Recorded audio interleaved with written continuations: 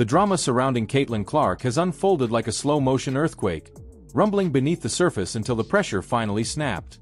And now, as the dust begins to settle, the WNBA stands on the brink of a reckoning unlike anything women's sports have ever seen. What began as petty jealousy, unnecessary physicality, and a refusal to protect the league's most valuable player has spiraled into what analysts are calling an extinction-level threat. Because while the league was busy questioning her toughness, mocking her attention, and treating her like a problem instead of a generational opportunity, a global superpower stepped in with a vision far bigger than anything the WNBA has ever imagined. It is no longer about highlight reels or rookie hazing. It is about money, leverage, and the possibility that the most valuable athlete in women's basketball might be preparing to leave the league that needed her most. Every sign points to a front office scrambling to contain a crisis they created. Caitlin Clark arrived with more momentum than any athlete in the modern era of women's basketball. She delivered sold-out arenas, historic merchandise numbers, and TV ratings that rivaled NBA broadcasts. She brought young fans, entire families, and global attention to a league that had been struggling in the shadows for decades. She was more than a rookie. She was the rising tide that lifted everything around her. And instead of clearing her runway, instead of protecting their investment, the WNBA allowed resentment to take center stage. Veteran players treated her success as an insult. Opponents targeted her physically. The officiating grew inconsistent, the narrative grew hostile, and the league failed to recognize it was pushing away the one player holding its financial future in her hands. This is the exact weakness wealthy global investors prey on. They wait for cracks in a system. They wait for dissatisfaction. They wait for a moment when the athletes who carry the sport feel undervalued and unprotected. By the time the Saudis enter the conversation, the opening was already wide enough to drive a billion-dollar league through. The public investment fund does not deal in half measures. They look at undervalued stars and see untapped empires. They see markets that can be bought, reshaped, and rebuilt with a single check. They proved this with golf.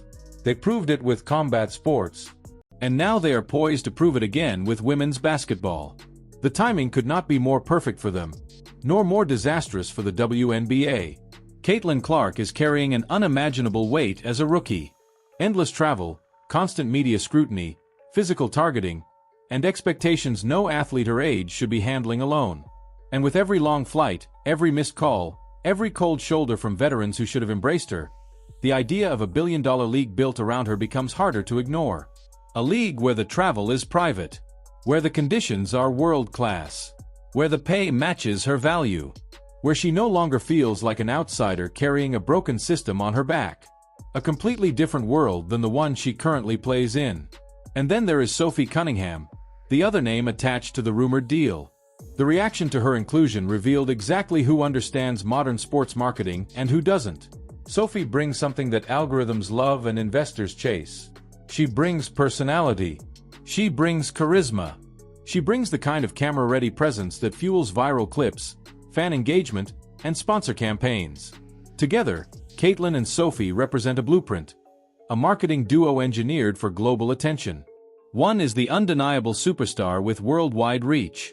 The other is the personality who energizes every room, every interview, every highlight package.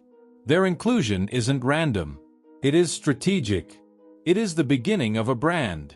Meanwhile, the WNBA is beginning to realize that silence can be more dangerous than anger. Not a single denial. Not a single firm statement from Clark's camp. Not a whisper from Cunningham's side. Not even a PR push from the league attempting to reinforce stability. Just stillness.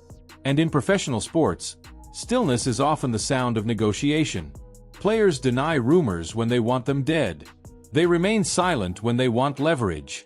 The longer Clark's camp waits, the more desperate the WNBA becomes. And desperation is something investors with unlimited wealth can smell instantly. The internal panic is already setting in. Executives are calculating how many sponsors walk away if Clark does. They are projecting attendance numbers without her. They are imagining a broadcast deal without the star who carried entire ratings charts on her shoulders. They are imagining a league where their brightest light suddenly belongs to someone else.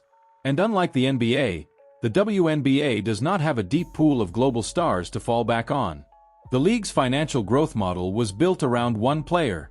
If she leaves, the entire ecosystem collapses. This is why Stephen A. Smith's revelation hit so hard. He wasn't just reporting. He was confirming what insiders have whispered privately for weeks. His voice carries too much history, too much influence, too many connections for anyone to dismiss this as speculation. When he speaks with certainty, it is because the smoke he sees is coming from an actual fire. And this particular fire is burning right beneath the WNBA's foundation. The league is no longer competing against rival sports or market fatigue. It is competing against unlimited wealth, relentless strategy, and a global powerhouse that has already dismantled one American sports monopoly. The PGA didn't think it could fall. It did. The UFC didn't think it could be challenged. It was. Now the WNBA finds itself staring at an investor with a pen powerful enough to erase its future. The league hoped it could survive growing pains, jealous veterans, and internal drama. But it never expected a billion-dollar takeover attempt built around its biggest star. The real question isn't whether the Saudi deal is real. The real question is what Caitlin Clark wants. Does she want generational wealth? Global expansion? Control over her legacy? Or does she want to continue carrying a league that has repaid her impact with hostility and excuses? The power now rests entirely in her hands. And whatever decision she makes will reshape the future of women's basketball. Let me know your thoughts in the comments. Is Caitlin Clark truly considering leaving the WNBA? Could a new international league reshape women's basketball forever? And what should the WNBA do next? If you enjoyed this deep dive, be sure to like the video, subscribe to the channel, and hit the notification bell so you never miss another breakdown.